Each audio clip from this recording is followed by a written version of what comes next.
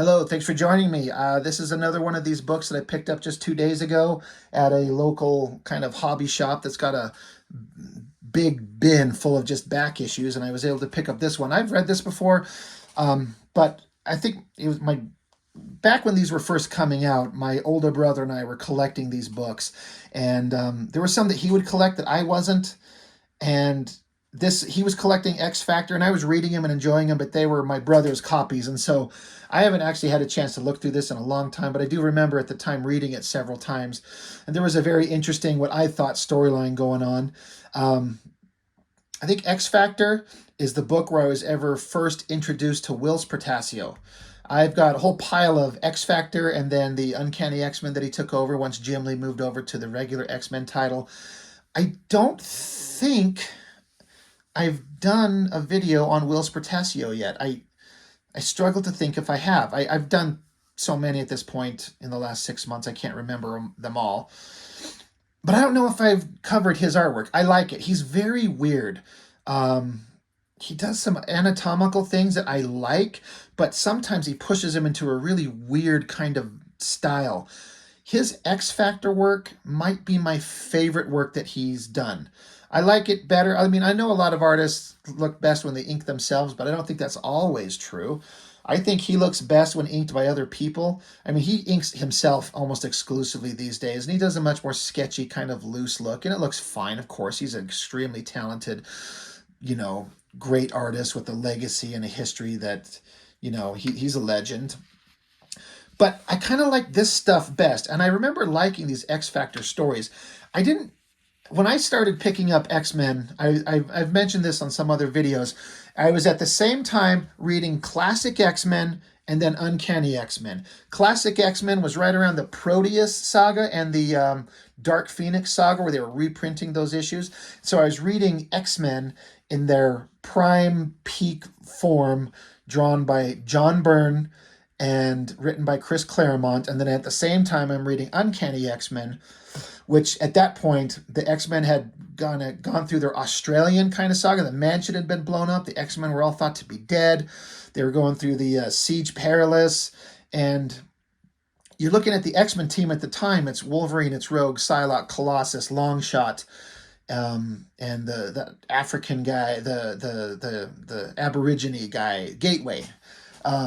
That would teleport them around. But I'm like, where's the main team? And I eventually found out there's this whole other title called X Factor. And the 5 original X-Men have this giant spaceship, city-sized skyscraper in New York, and they're X Factor. And I'm like, oh, well, that's interesting. That's kind of cool. So we started picking it up. And the majority of what we were reading was Whilce Portacio stuff, not exclusively, but so we missed a lot of the original stuff that was done, but we got into it late here.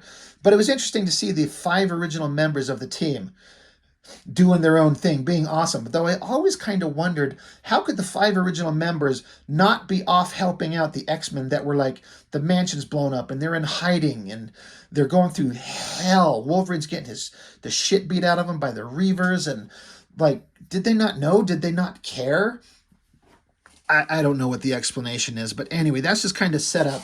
This cover, I kind of dig. I don't know why. I'm assuming that's Whilce Portacio's signature in some language. I think he's from the Philippines, right? Somebody correct me on that. I don't know if that's his name. I used to not care, but imagine this is your first time picking up this book and you want to know who the artist is. Now, you could flip it open and go flipping through and find it. But why not just put your name prominently on the cover so you can see? That's something that Todd McFarlane talked a lot about. He's like, I write my name, my signature, all my artwork has my name on it, so you know who it is. So at a glance, you can go, that is Todd McFarlane. As opposed to some people that have signatures that are unfucking readable. You just can't tell what it is. And when I read that, I'm like, oh, that's brilliant. I used to have a bullshit signature that was unreadable. I thought I was clever. I'm like, no, I need to sign my name. So people see it, they'll know that it's me. So they at least, even at a glance, you got to catch them instantly and be like, oh, that's so-and-so. So, I mean, who cares? Apocalypse, Cyclops, the title is Bitter Sacrifice. So this is an interesting story it's kind of the culmination of, I guess, a lot of things that we'll get to. But Xfactor's on the job, and it's basically narrated by Cyclops through the whole book. I really like Whilce Portacio's Xfactor. These versions of the character I really like. His version of Apocalypse, I think, is the best version I've ever seen. I've seen a lot of alternate takes on him, but I think Portacio's Apocalypse, when I think of Apocalypse, it's this version drawn by him that is the best.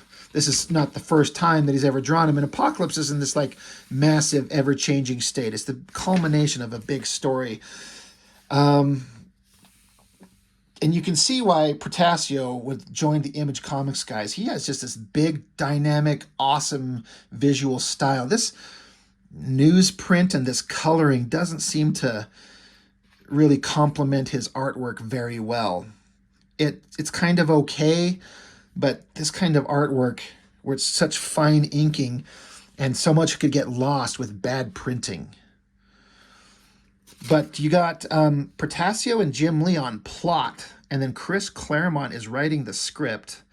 Portacio doing the pencils, Art Thiebaud on the inks. So they're basically showing up here. Big final confrontation with Apocalypse. I'm not exactly sure what the big build-up to it is, but they got to take on all these bad guys, and I can't remember if, I think they have, yeah, they've captured Cyclops' son. There was a point, for those who don't know, Cyclops had a child, I believe it was with oh my God, Madeline Pryor. After Jean Grey had died years ago, he ran into another redhead that looked exactly like Jean Grey, Madeline Pryor, and she ended up being a Mr. Sinister clone of Jean Grey kind of thing, I think. It's so convoluted. But they ended up having a kid, I believe, is what, again, I haven't read it. All I know is when I started picking up Xfactor, Cyclops had a child, Nathan Summers. And do we all know who that becomes, right? We'll get into that a little bit later. They did not plan that at this point. But Apocalypse needs his son because he's the son of powerful mutants. Apocalypse is all about the strongest survive, and of course, Cyclops' son is going to be a mutant with crazy mutant powers. So they're trying to rescue him. He's telling Jean to use her telekinesis to try and get a hold of him, get him out of there. You got Archangel in the background here getting like blasted with some kind of gun, but it doesn't do a damn thing to him. I don't understand why. It says Archangel takes some hits from Gauntlet's weapons, but there's little harm done. I'm like, why? Why is there little harm done? Is he shooting a squirt gun at him? Or, I mean, Archangel isn't like invulnerable. Like if he had his wings folded around him, I would buy it, but he's getting hit. I mean, he's fine. So the Xfactor team shows up and they're kind of kicking ass because they're an awesome team. But then for some reason, you got Medusa from the Inhumans. She's here. I don't know if Apocalypse is like taking her mind over. I didn't know who this was at the time. I didn't know who the Inhumans were or who Black Bolt was. They talk about she's the wife of Black Bolt, leader of the Inhumans, genetically engineered community who'd long ago abandoned Earth for the presumably safe haven of the moon. But she's under the control of Apocalypse. Her hair is like her ability. She can manipulate her hair. It's very strong, and she can control it like our hands. Anyway, slams her down, and suddenly, you know, Xfactor, they were doing pretty good, but then they start losing. There's a lot of text. Now, it's not just... What makes all this text a little bit easier to stomach, I talk about this quite often, is how some of these writers keep filling the pages with text box of nonsense. But this is just Cyclops' thoughts. It's like a log entry or a diary, just his thoughts, as opposed to just a box of text just describing things to you, the reader. That shit gets old real fast. But if this is Cyclops kind of like doing a voiceover to the movie we're watching, it's a little bit easier to take for me. We're actually hearing what he thinks about the situation rather than some writer just trying to fill up space. But anyway, the team goes down. Cyclops is knocked out. That's a pretty cool drawing right there. I can't get over how faded and ugly this printing is.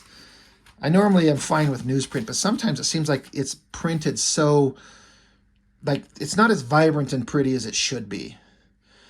But the team gets beaten, and you got this awesome Apocalypse cackling, and then the team is captured and they're in these jars for whatever reason. I don't know. He's gonna suck their strength, their life force. Will be my own reborn.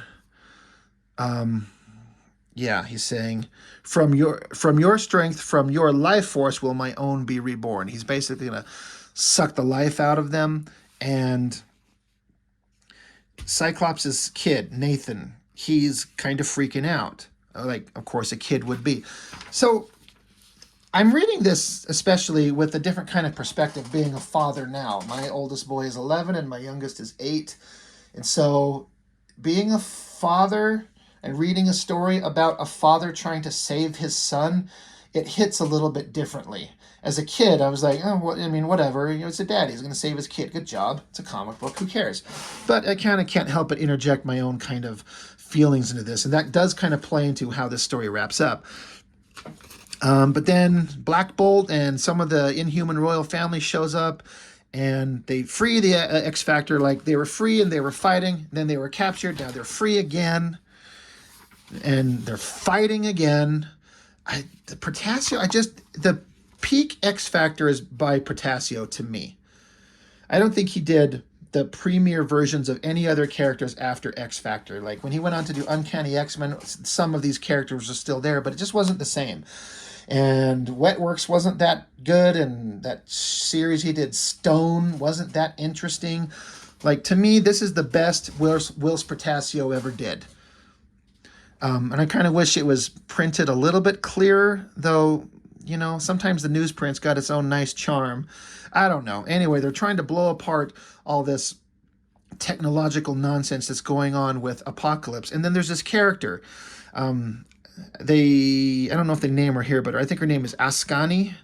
She's from the future. I don't know if this character has been introduced yet, because, again, I don't have the previous issues. I can't remember. But she's there from the future, where Apocalypse is this overwhelming ruling force, and she's come into the past to do something. Can she take out Apocalypse? But she's here for another specific reason. I'm sorry, I keep coming back to this really great shot of I just think that drawing looks really cool. The face, the visor, everything, it looks awesome. And again, he draws a great Apocalypse. But anyway, Nathan Summers, Cyclops' son, and it's the son of Madeline Pryor, not Jean Grey, but she kind of feels a close affinity for him because that's the son she could have had but never did. And she loves Cyclops, so of course she loves his son. But Beast is about to try and pull Nathan out of this thing. And Ascani here, she jumps down. She's like, oh God, that thing is death to anyone who touches it. So she jumps down to knock Beast out of the way and take basically the death trap shock that it would have done to Beast. How it doesn't kill the kid, I don't know. But boom, she's able to absorb it. She says, I am Ascani. I am a warrior. The death device is inert. You may safely remove the child. You may safely remove the chosen. She refers to Cyclops' kid as Nathan as the chosen. But hurry, kinsman, lest Apocalypse somehow do him further harm. So then you got giant monster Apocalypse here, and they're all blasting at him, trying to take him on. He's saying, what's this new player in the great game? That's the wonder of mutants. Every time you turn around, there's more of you. But he's super powerful. Somehow he's just getting bigger and stronger. Like, this is the ultimate showdown to him. Cyclops is blasting Black Bolt, his voice scream is super powerful, but how that's not hurting him, I don't know. But they have to find a way to beat him. Meanwhile, Jean Grey and Beast are checking out, Cyclops' kid, and they're like, something's wrong. And so there's this voice. It's the voice of Ship. That character, if you didn't know, that was a character. I was mentioning how X-Factor had this giant skyscraper building in New York that was, I believe, belonged to Apocalypse at one time. It's a living entity, and it's this massive building that X-Factor liberated from Apocalypse and became their home in New York. So I'm like, God, these guys are in a super powerful position.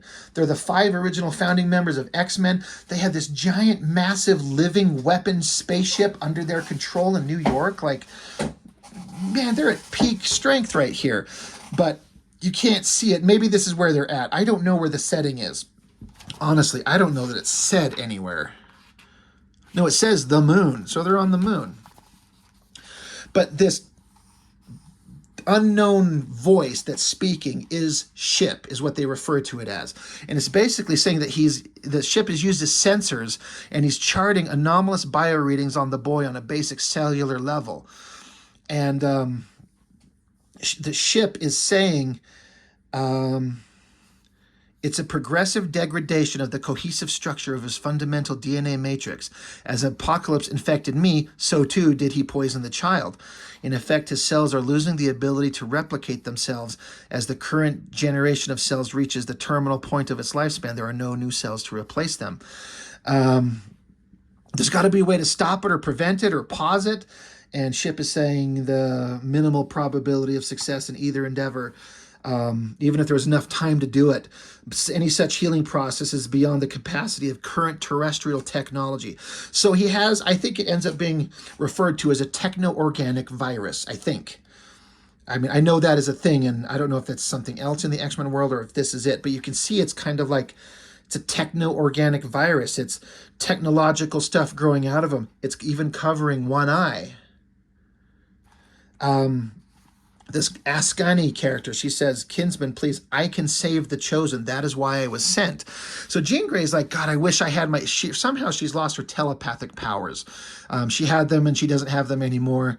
I don't know why. But then somehow I think Nathan himself, the kid, pulls Jean Grey into his mind. So she's seeing imagery of him, or in his mind, like childlike stuff. But she sees herself as a warrior. And then she sees like this manifestation of Apocalypse. Now, this is classic X-Men Claremont nonsense. You go into the mind. It's mind war. It's astral plane. It's fighting on a magical, spiritual, weird level. This is stuff you see in X-Men books from Claremont all the time. But they're combating Apocalypse. And Jean Grey's not doing so well. So I think Nathan, the kid, pulls Cyclops into this realm as well. I'm trying to see if it says here. Just because Jean's our only psi talent doesn't mean she's the only one of us able to act on the astral plane. Or maybe she pulled him in. I'm not sure. I can't remember what it said. But either way, Cyclops gets pulled into here. He says, she chose me because in a lot of ways I'm essentially simpatico to them both, my love and my son. And because once, a long time ago, I fought on the astral plane to save her. That duel I lost. This one I won't. So Cyclops is here, and he's fighting the astral plane version of Apocalypse. He stabs him. And this is kind of unclear. I don't know how, why, what happens, but he's like, light blazing in my mind. He's got all these images, and the text is really kind of chaotic because he's getting all these images from Jean with like the mental telepathy, reading minds. I don't know if it's his son doing it, Jean's doing it somehow. It's weird X-Men shit, right? But she says, I'm here, Scott. I'm beside your body just as I'm still inside your mind with Nathan. Don't fight what's happening. Don't be afraid. We'll keep you safe. And again, this is Cyclops' thoughts. That's why there's so much text, but it's kind of okay. He says, I know she's speaking, but there's no sense to her words. Blah, blah, blah. He's just like, I'm this, I'm awesome. I have to merge all my thoughts, my feelings, my loves together. And he's saying, but emergence into all is a coherent whole, all of us together, the family I've always dreamed of, the one I know I'll never have. The eyes, it said, are the windows to the soul. So I open mine wide. He opens, the eyes are the window to his soul, and his powers come from his eyes. He opens his wide and just unloads, I guess, like the most powerful optic blast he's ever done in his existence ever. But it's also fueled by his soul. It's super unclear. It's just visually interesting. That is a great, powerful drawing. Cyclops, this awesome kind of shouted thing, and all this technological nonsense going on with Apocalypse being blown away. It's kind of unclear. It's kind of weird, but you get the point. He just unloads on Apocalypse, and I guess he defeats him. I don't know if he doesn't kill him.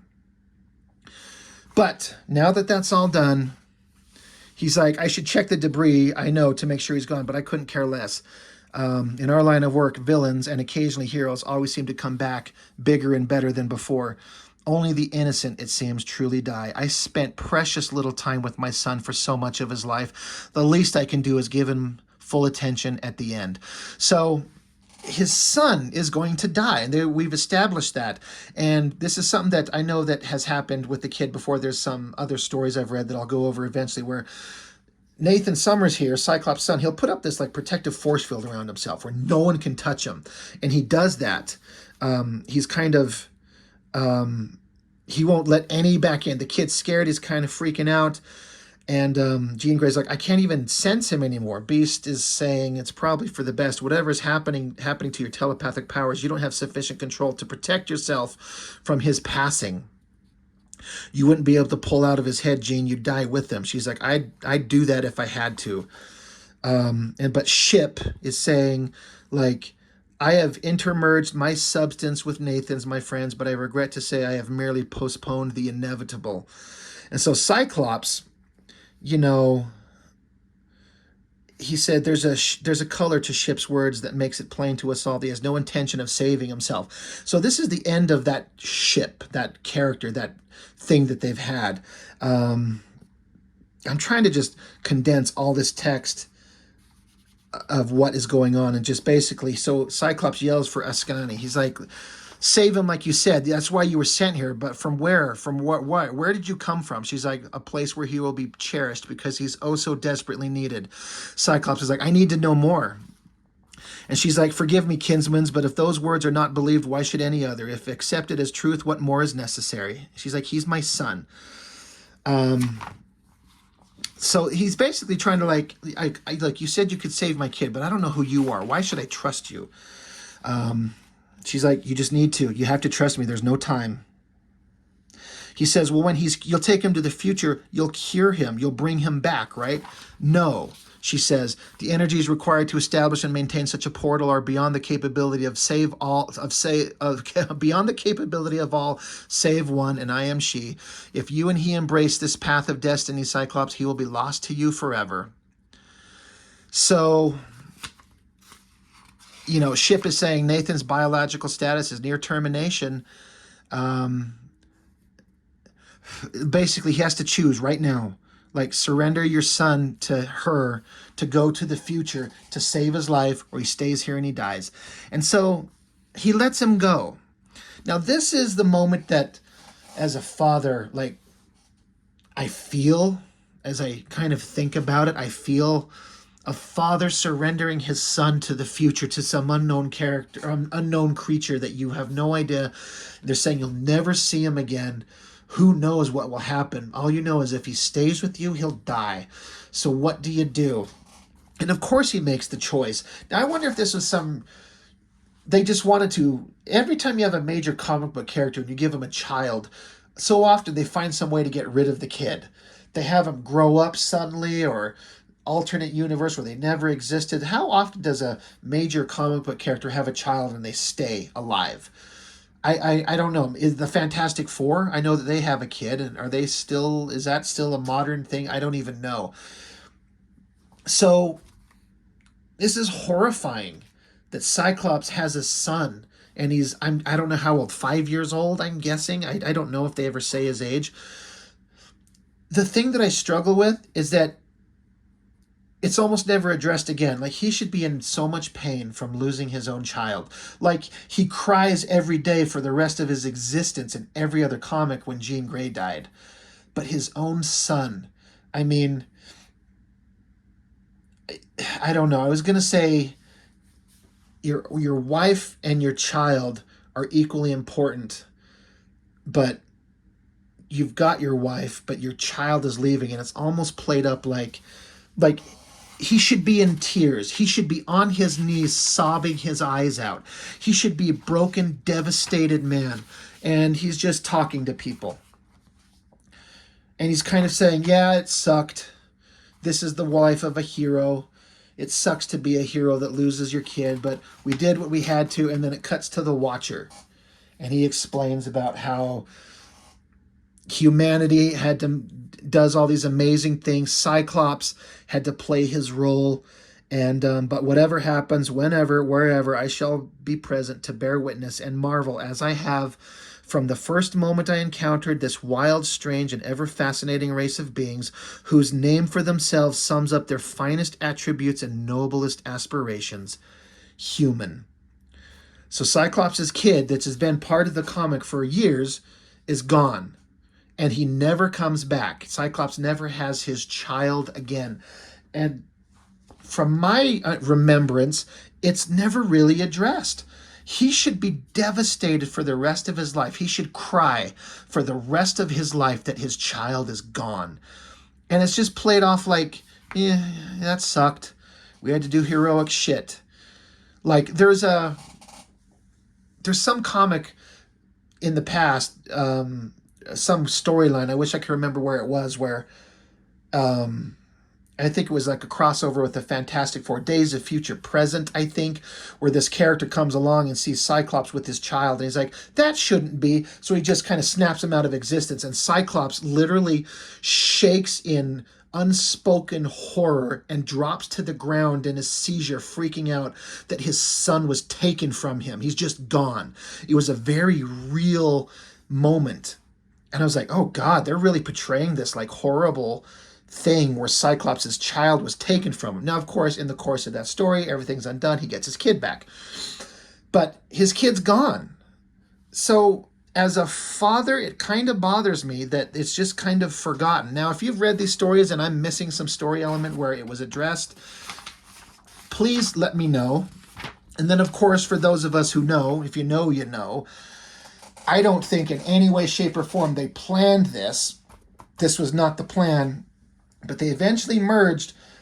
Nathan Summers goes into the future where he has to fight Apocalypse, and that techno-organic virus eats away at his body, but they heal him. And so he ends up with a robotic eye and a robotic arm, and he ends up to be a badass warrior in the far future fighting Apocalypse, and he becomes Cable from X-Force. And so retroactively, wherever the first issue where Nathan Summers was born is technically, in a way, the first appearance of Cable. But that was kind of, as I understand it, retroactively added to the storyline. This wasn't what they planned on, but it just kind of linked up. And oh, Cable is Cyclops' son from the future, except he's an old man. And so I think that's an interesting way to bring the character back, and that I'm okay with. And I believe that is the canon of the stories, that Cable is Cyclops' son back from the future. So that I like. That's an interesting thing. That was kind of an interesting happenstance. So there's a lot of things about this book that I really like. The artwork was great. The drama of everything, like it's fairly typical X-Men, Xfactor type, drama that's overwritten in a lot of ways, but it was really well done. And I don't know why they chose to eliminate the kid, except they probably just wanted to get rid of them always having to I got to go off and fight, but I have to make sure I get back and take care of my son and put him to bed and wipe his ass and feed him. Maybe they just wanted to eliminate it. So you shouldn't have given him a son in the first place. But if you're going to, when his son goes away, he should be crying forever. Because I know that I would if my child was gone. I'm a dad and it would fuck me up. I live in fear all the time that I'm going to get a call one day and something happened. There was a car crash or something, or their mom will get a hold of me and tell me that they're diagnosed with some kind of illness, like people actually go through, the horror that some people actually go through. Like you're so emotionally vulnerable to your children because they're the most precious thing ever. And if they're taken away from you, it should ruin you. And you can, of course, he can be strong and continue on, but I don't feel like it was ever addressed like it mattered. And it kind of ruins it for me in a little bit of a way. So anyway, Xfactor, Whilce Portacio. I got plenty more. I got a whole stack of them. I dug out all the ones I could find, and I put them in order, and we're going to look at them, and they're going to be awesome. But I wanted to talk about this one just because it's good and it's interesting. So anyway, as always, thank you very, very much for joining my channel. I appreciate it, and I will see you on the next one.